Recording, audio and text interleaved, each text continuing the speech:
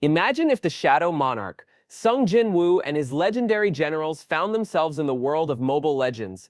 The powerful, dark forces of the solo-leveling universe clash with the fierce warriors of the Land of Dawn.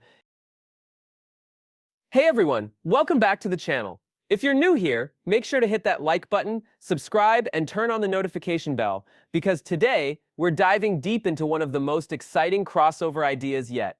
With all the amazing anime collabs Moonton has been dropping lately, from Jujutsu Kaisen to Attack on Titan, Hunter x Hunter, there's a real chance we might see solo leveling step into the Land of Dawn.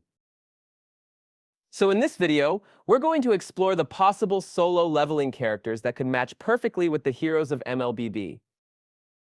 Let's kick things off with the main man himself, Jin-Woo, the Shadow Monarch as Gusion. If there's one MLBB hero who can match Jin-Woo's insane speed, deadly precision, and assassin energy, it's Gusion. Both are lightning-fast, striking fear into enemies before they even know what hit them. Gusion's blades? Think of them as Jin-Woo's shadow daggers, swift, sharp, and impossible to dodge. Imagine this Gusion dashes in, but instead of glowing blades, he's cloaked in black mist, teleporting through shadows. Skill effects? His second skill could release shadow spikes instead of daggers.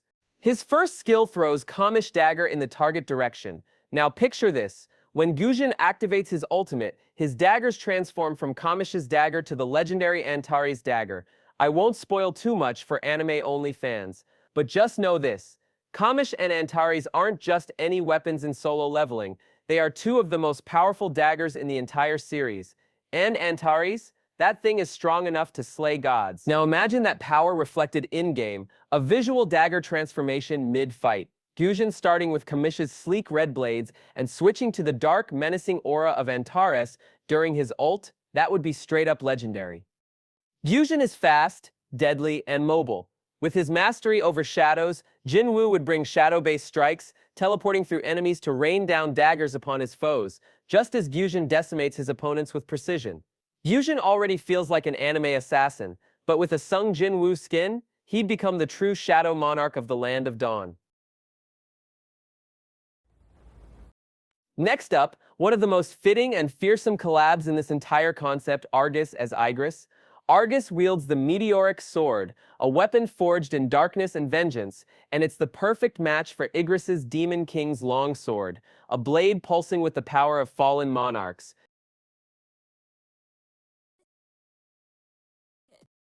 Now imagine Argus, the fallen demi-angel, as Commander Igris, a blood-red armored warrior who, upon activating his ultimate, is engulfed in dark mana and transforms into a shadow soldier, making him immortal. Igris has the ability of regeneration through mana. As long as Jin-Woo's mana flows, Igris cannot die. Slash him down, he rises again. Break his armor, he reforms. And that perfectly mirrors Argus's ultimate, an ability that makes him one of the strongest lifesteal heroes in MLBB.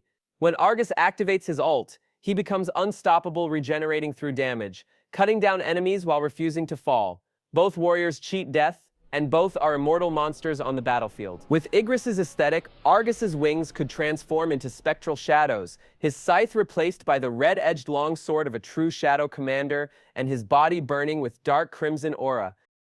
Now let's talk about one of the most stylish and deadly crossovers in this collab idea. Benedetta as Hae-In, the strongest female hunter in solo leveling. Benedetta, known for her blinding agility and graceful swordplay, is the perfect match for Hae-In, an S-rank hunter who moves like a flash of light and strikes like a storm. Imagine Benedetta's classic animations, but instead of her usual blade, she wields Hae-In's radiant longsword, glowing with golden and white energy, trimmed with blue and purple light effects to represent her mana. Her basic attacks could leave elegant after images, like sword slashes cutting through shadows, and when she dashes, she leaves a streak of light, just like Hae-In slicing through magical beasts with divine precision. When Benedetta uses her ultimate, she doesn't just dash across enemies, she could trigger a brief aura burst that resembles Hae-In's full power-up mode. Her eyes glow bright gold, her sword expands with radiant energy, and a wave of light cuts across the battlefield. This isn't just a visual crossover, it's a transformation. Benedetta as Hae-In would be a dream skin for players who love elegant, powerful swordplay with a heroic touch. Now let's bring the fire literally with this blazing crossover. Valir as Choi Jong-In, the Flame Emperor from Solo Leveling.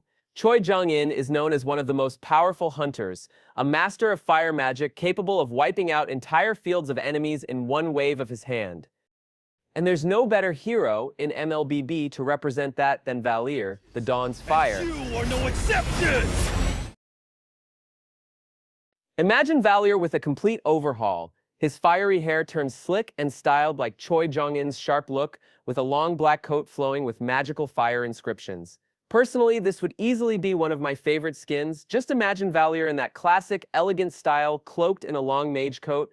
I'm definitely buying this one if it ever drops. His basic attacks now look like controlled jets of flame, focused and clean, more like mage-crafted incantations than wild bursts. And when he uses his ultimate, it's no longer just a flame-enhancing wave, it's a full flame domain, like Choi Jong-in unleashing high-tier spells.